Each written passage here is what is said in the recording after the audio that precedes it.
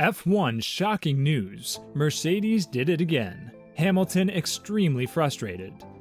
In Miami 2 weeks ago, when George Russell went fastest in Friday practice and Lewis Hamilton wasn't far behind, they were somewhat mystified afterwards, feeling the Mercedes was no better than it had been up to that point. Their judgments proved accurate over the following 2 days. This time around in Barcelona, with Russell and Hamilton second and third fastest respectively in the heavily revised Mercedes, their outlook was much more positive. There is genuinely a sense that Mercedes may be on the road to Formula One recovery. Welcome to Formula One. Today we're going to talk all about Formula One racing and how Mercedes is crushing it. So let's get right to it. Mercedes is on the road to Formula One recovery. Charles Leclerc's Ferrari was comfortably fastest over a single lap, and Max Verstappen's Red Bull was similarly superior in the long runs, but both Hamilton and Russell were competitive in both measures. Of more importance, genuine progress seemed to have been made with the car's porpoising bugbear. It's the first time we've driven down the straight without bouncing. We still have some bouncing, but it's way better, said Hamilton. It was on the high-speed turns 3 and 9 that the ghost of a problem was apparent. But the updates do seem to have moved the range and conditions which trigger the phenomenon into a less limiting place. The car's definitely reacting differently, said Russell. We don't have the porpoising on the straight, but we have it in some of the corners here and there, which ultimately you need to dial out. Red Bull still looks very, very strong. They look like the team to be reckoned with at the moment, but I see no reason why tomorrow we can't be as far away from the front as we showed today, if not even a little bit closer. Much improved though the Mercedes appears to be, the Red Bull looks a comfortable race favorite, unless Ferrari can somehow imbue its car with better tire usage between now and Sunday. Verstappen did by far the most convincing long run, with a super consistent and pretty long sequence on the medium tires. In comparison, and just as on race days at both Imola and Miami, Leclerc could not maintain his single-lap form into the race simulation.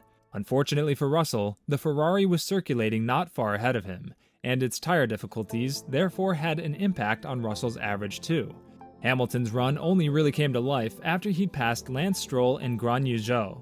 From that moment, he was generally a match for Verstappen, but with the proviso that he'd probably given his tires an easier time when running at the pace of the Aston and Alfa. With its new floor, the W13 still needs fine-tuning into its sweet spot, but both drivers feel that's perfectly feasible. We're not the quickest yet, reflected Hamilton, but I feel we're on our way. The car was probably flattered a little on Friday by the regular engine mode sweep Mercedes uses as a part of its preparation on Fridays, with both Red Bull and Ferrari believed to be on lower modes when they set their best times, which won't of course be the case for the rest of the weekend. Nonetheless, Mercedes has real cause for optimism. Tire degradation on a track of around 45C was very high on either the soft C3 or the medium C2.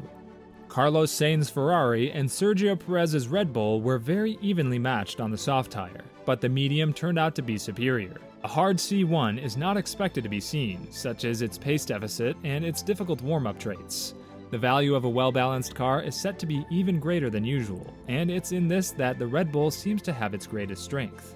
The top 3 teams do seem to have moved themselves further away from the chasing pack here, although both McLaren and Alfa Romeo are underrepresented in the numbers, as Lando Norris missed a big chunk of the session after damaging the car with a heavy hit of a curb, and Valtteri Bottas's engine let go early in the session.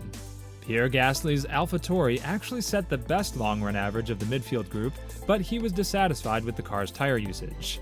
In reality, Fernando Alonso's Alpine was the most consistently quick of the group, and the controversially updated Aston Martin with its Red Bull-like bodywork looked significantly more competitive than the previous version.